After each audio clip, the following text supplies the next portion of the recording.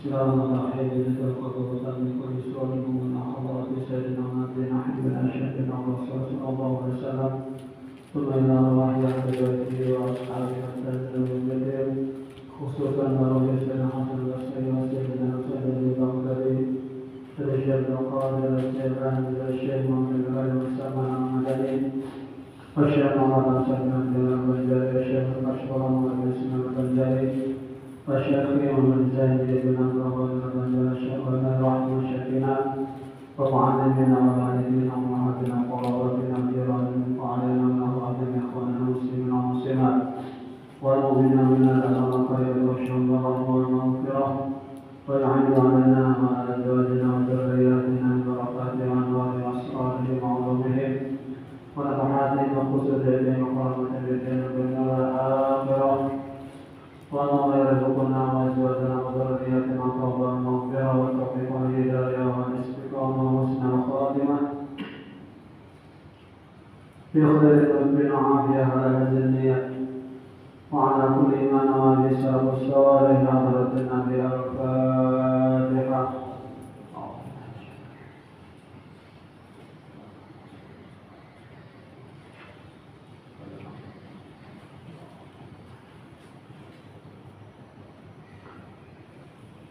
Assalamualaikum warahmatullahi wabarakatuh.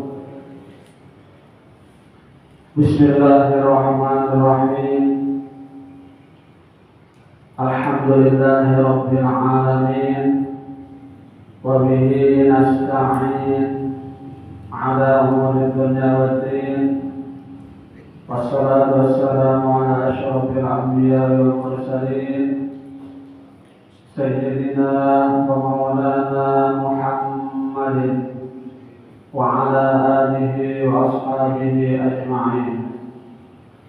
Subhanaka la ilma lana illa ma 'allamtana innaka antal alimul hakim. Wa tub 'alaina innaka antat tawwabur rahim. Wa la hawla wa la quwwata illa billahil 'aliyyil 'azim. Rabbi shrah li sadri wa yassir li amri wahlul 'uqdatam min lisani yafqahu qawli, amma ba'du. Hadirin jamaah salat maghrib Masjid Besar Taqwa yang dimuliakan Allah. Pertama-tama terlebih dahulu marilah kita sama-sama memanjatkan puji dan syukur kita kehadirat Allah Subhanahu wa taala. Karena dengan limpahan rahmat, karunia, taufik dan hidayah jualan, sehingga kembali pada malam hari ini kita dapat melanjutkan kajian kita tentang ilmu fikih kitab Sabilul Muhtadin yang membicarakan tentang bab wudu. Salawat serta salam semoga terlimpahkan juga kepada junjungan kita yang besar Muhammad sallallahu alaihi wasallam, pada keluarga beliau, sahabat, kerabat, zuriat, bahkan pengikut-pengikut beliau hingga yaumul qiyamah. Dan marilah kita bersama-sama memperbaharui niat i'tikaf dengan niat nawaitu an ma'aqabi warabiyatul masjid sunnatan lillahi ta'ala. Sengaja saya mengiktikaf di dalam masjid ini sunat atasku karena Allah Ta'ala. Hadirin jemaah salat maghrib Masjid Besar Taqwa yang dimuliakan Allah. Baik, kita akan melanjutkan qala al-mu'allif rahimahullahu ta'ala wa nafa'ana bihi wa bi'ulumihi fid dharain. Sebagian dari yang disunatkan dalam berwudu membasuh kedua telapak tangan sampai dengan pergelangan sesudah membaca basmalah.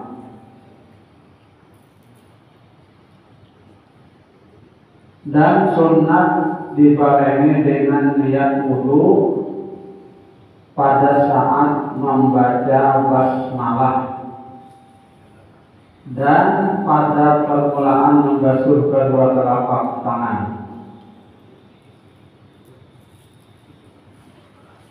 Dimaksudkan dengan mendahulukan membaca basmalah dari membasuh kedua telapak tangan ialah sebelum selesai membasuhnya. Sebelum selesai membasuhnya. Dan sunat melafalkan niat wudu dengan lidah agar membantu hati dalam menghadirkan niat,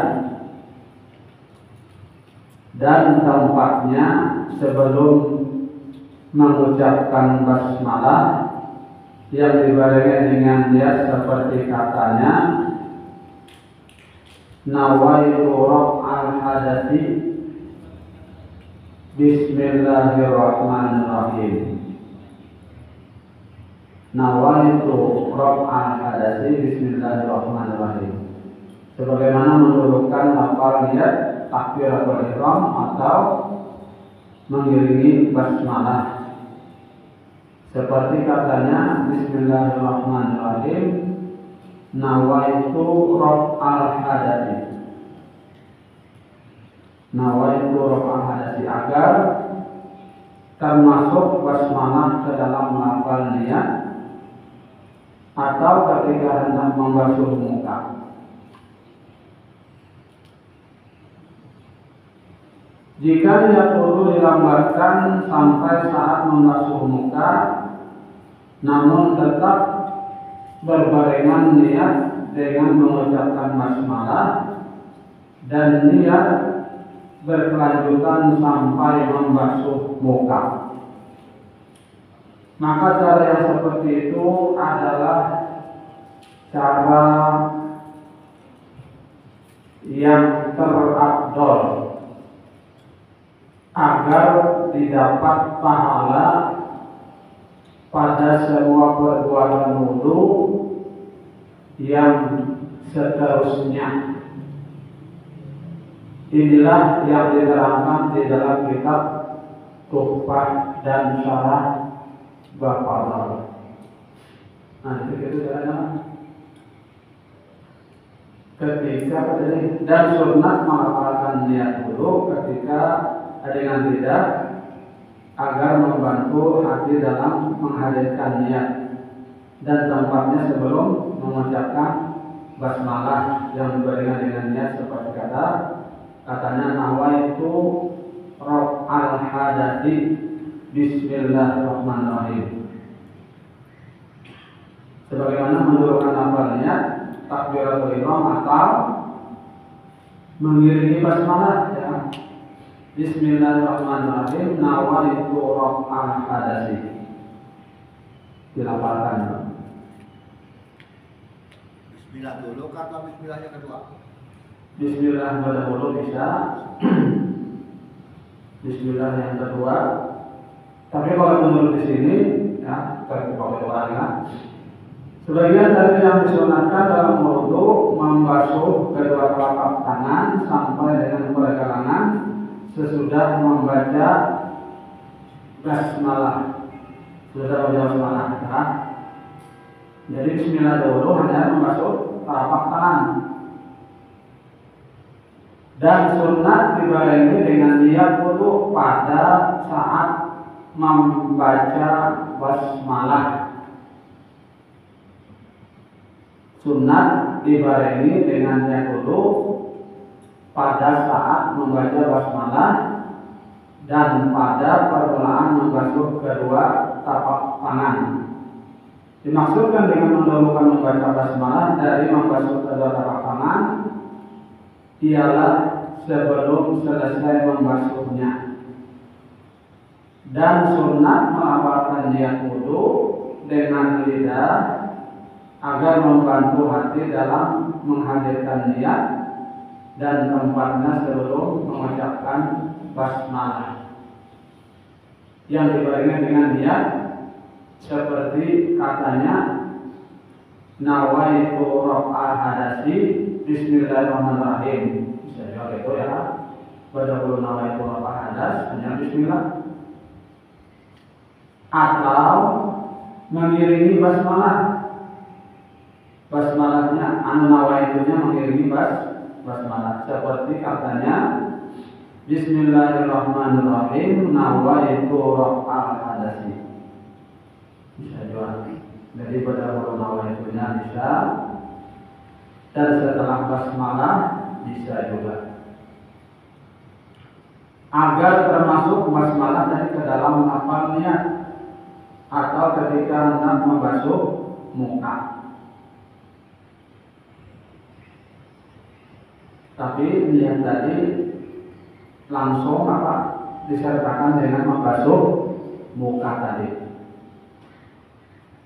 Jika niat dulu dilambatkan seperti saat membasuh muka, namun tetap berbarengan niat dengan mengucapkan basmalah dan niat berkelanjutan sampai membasuh muka. Jadi niat tadi berkelanjutan sampai membasuh muka.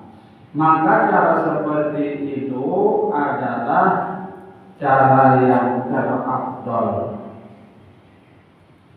agar didapat pahala pada sebuah perbuatan wudu yang seterusnya. Inilah yang diterangkan di dalam kitab Tuhfah dan Syarah Al-Fadl. Kemudian sunat membasuh kedua tapak tangan dengan cara berbarengan. Membasuh tapak tangan yang berbarengan. Karena mengikut perbuatan Nabi Sallallahu Alaihi Wasallam, maka tidak sunat mendahulukan membasuh yang kanan dari yang kiri. Jadi membasuh tangan itu berbarengan, ya. Karena tangan kanan dulu hanya kiri.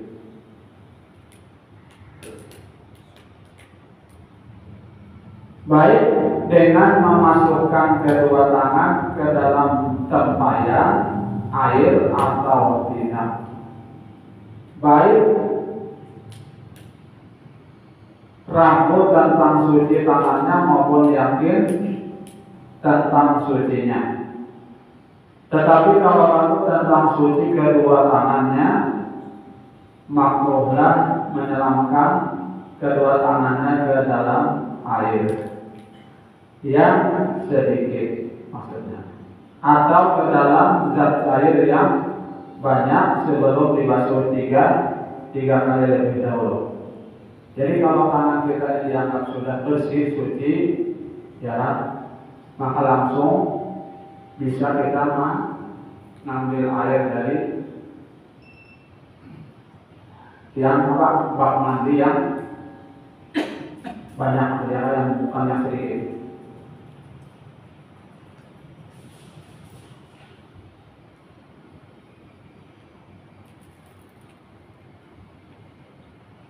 Baik sesudah bangun dari tidur atau tidak, karena Nabi SAW melarang orang yang bangun dari tidurnya menyelamkan tangannya ke dalam tempayan air sebelum terlebih dahulu dibasuhnya 3 kali. Dan dikatakan sebabnya bahwa tidak diketahui di mana tangannya bermalam. Jadi kalau hanya bangun tidur, itu tangannya harus dicuci dahulu, ya, supaya bersih. Ini menunjukkan bahwa yang dikehendaki dengan membasuh tangan lebih dahulu karena ragu tentang najis tangannya pada waktu tidur, yang mungkin dia beristinja dengan batu atau beristinja dengan batu. Kalau keraguan itu timbul karena tidur, maka keraguan yang disebabkan yang lainnya dapat disamakan dengan keraguan karena tidur.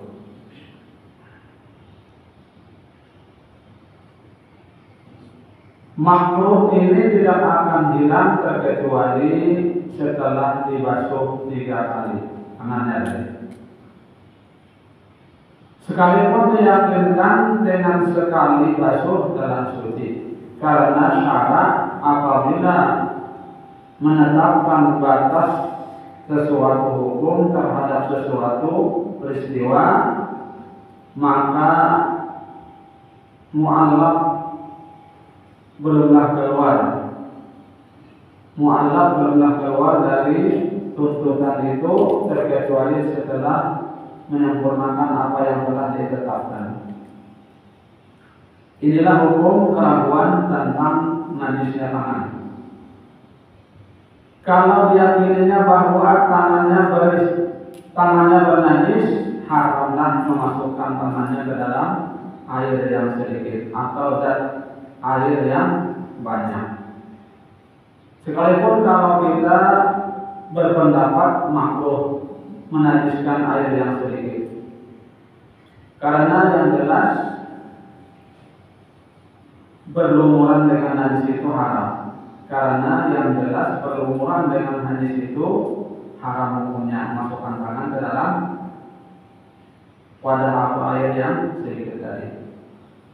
Kalau diyakini suci tangannya atau air yang dalam tempayan itu banyak, maka tidaklah makruh memasukkan tangan ke dalam tempayan air. Kalau adanya keyakinan itu sebelum membasuh tangan 3 kali, kalau keyakinan itu disandarkan kepada sekali basuh atau 2 kali basuh atau 2 kali dari najis yang diyakininya atau yang diragukan, maka makruh memasukkan tangan ke dalam air sebelum digenapinya membasuh 3 kali.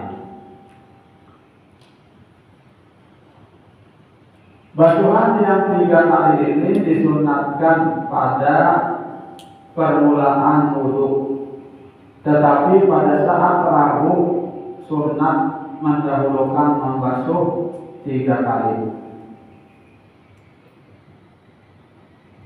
Dari memasukkan tangannya. Kalau seorang ragu tentang najis tangannya dengan najis mughalladhah, maka tidaklah hilang makruh, melainkan dengan membasuhnya 7 kali, dan salah satunya dengan tanah. Demikianlah yang diterangkan di dalam kitab Nihayah. Dan sebagian dari yang disunatkan dalam berwudu ialah berkumur-kumur sesudah membasuh kedua tapak tangan dan memasukkan air ke hidung.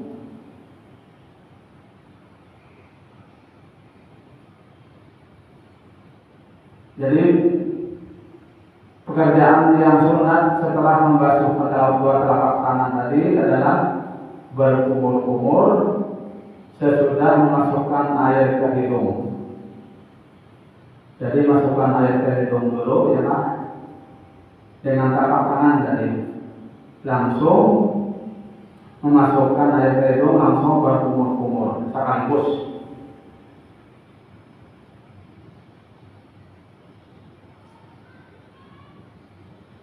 Karena mengikut Nabi Muhammad SAW dan cukup berkumur-kumur dan memasukkan air ke hidung dengan menyampaikan air ke mulut dan ke hidung. Dan kalau tidak dikumur-kumurkan air yang ada dalam mulutnya dan tidak diludahkan dan tidak boleh disampaikan dan tidak boleh diisapkan ke hidung dan dihembuskannya keluar. Namun yang terbaik dalam berkumur-kumur itu hendaklah air dikumur-kumur lebih dahulu di dalam mulut, kemudian diludahkannya. Itu yang terbaik lah. Dan yang terlebih baik dalam memasukkan air ke hidung, hendaklah dihisapnya air dengan hidungnya, kemudian dihembuskannya. Dan yang terafdol dihimpunkan antara masukkan air ke hidung dengan berkumur-kumur, dari memisahkan keduanya. Jadi maksudnya keduanya boleh-boleh aja, kan berkumur-kumur, hanya masukkan air ke hidung boleh. Memasukkan air ke hidung langsung berkumur-kumur boleh juga, ya. Jadi yang terafdol memang digabung keduanya, ya. Antara masukkan air ke hidung langsung berkumur-kumur. Jadi kumur-kumur dulu, hanya masuk air ke hidung. Anak satu-satu boleh juga kumur-kumur dulu, hanya masuk air ke hidung, ya. Nah itu diantara sunat-sunat wudu. Maka cara menghimpunkan berkumur-kumur dan masukkan air ke hidung ada 3 cara. Pertama, dihimpunkan keduanya dengan 3 gelas air, seperti berkumur-kumur dengan setiap 1 gelas dari 3 gelas, kemudian dihisapnya ke hidung air yang masih tertinggal. Nah, itu cara yang pertama. Cara yang kedua, dihimpunkan antara keduanya dengan 1 gelas, seperti berkumur-kumur dengan 1 gelas 3 kali berkumur-kumur, kemudian dihisapnya yang sisanya ke hidung 3 gelas 3 kali berturut-turut. Itu cara yang kedua.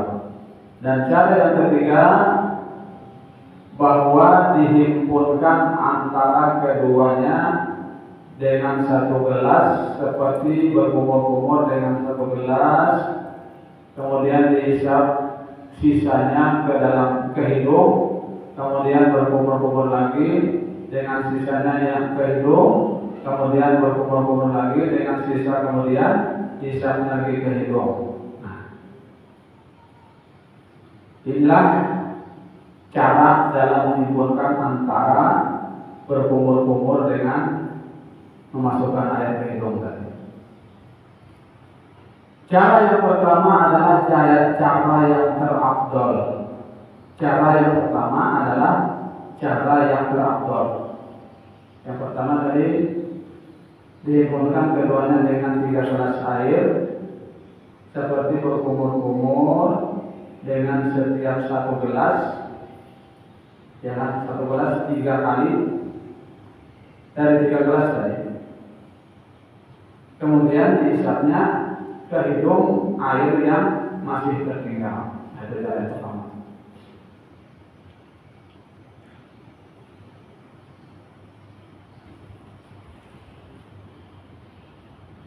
Dan pahala sunat diperoleh dengan memisahkan antara berkumur-kumur dan memasukkan air ke hidung. Dan cara memisahkan antara berkumur-kumur dan memasukkan air ke hidung ada 3 cara.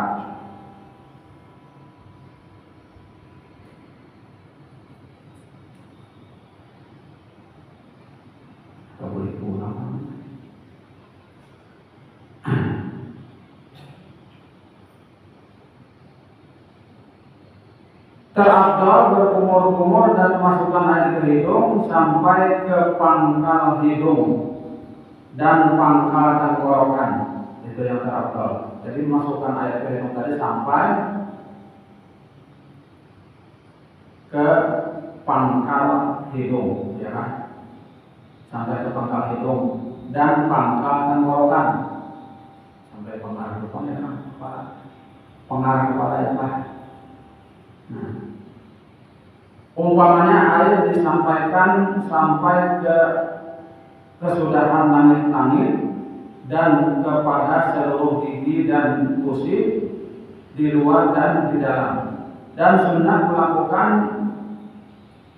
telunjuk tangan kiri atasnya dan meludah air yang sudah berkumur seperti ditariknya dengan napas sampai ke tenggorokan, sambil memasukkan kelingkingan tangannya yang kiri dan menghilangkan segala kotoran-kotoran yang ada di gigi.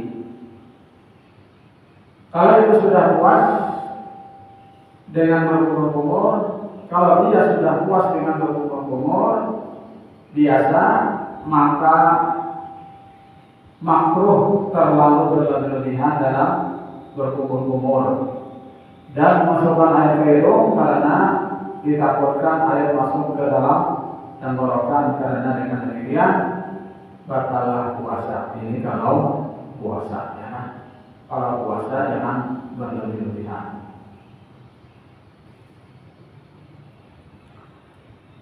Kemudian tertib antara membasuh telapak tangan dan berkumur-kumur dan memasukkan air ke hidung itu merupakan suatu kemestian, bukan sunat. Ya kan? Suatu kemestian, bukan sunat.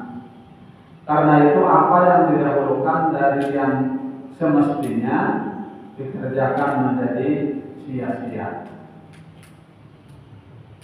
Jika seorang berkumur-kumur berbarengan dengan memasukkan air ke hidung atau mendahulukan memasukkan air ke hidung dari berkumur-kumur atau air bekas berkumur-kumur diisapnya ke hidung, maka tidaklah cukup cara yang demikian itu. Nah, sampai sini dulu yang aku sampaikan, mudah-mudahan ada manfaatnya. Mudah-mudahan saudara aku semoga dosa-dosa kita, dosa kita, guru kita dan kaum muslimin dan muslimat. Dan mudah-mudahan semoga mengabulkan segala hajat kita dan menjalankan dengan akhirat. Dan mudah-mudahan semoga memberikan kita terapan husnul khatimah, husnul khatimah, husnul khatimah. Amin amin ya rabbal alamin. Subhanallah wa bihamdihi asyhadu an la ilaha illa anta astaghfiruka wa atubu ilaik. Wassalamualaikum warahmatullahi wabarakatuh.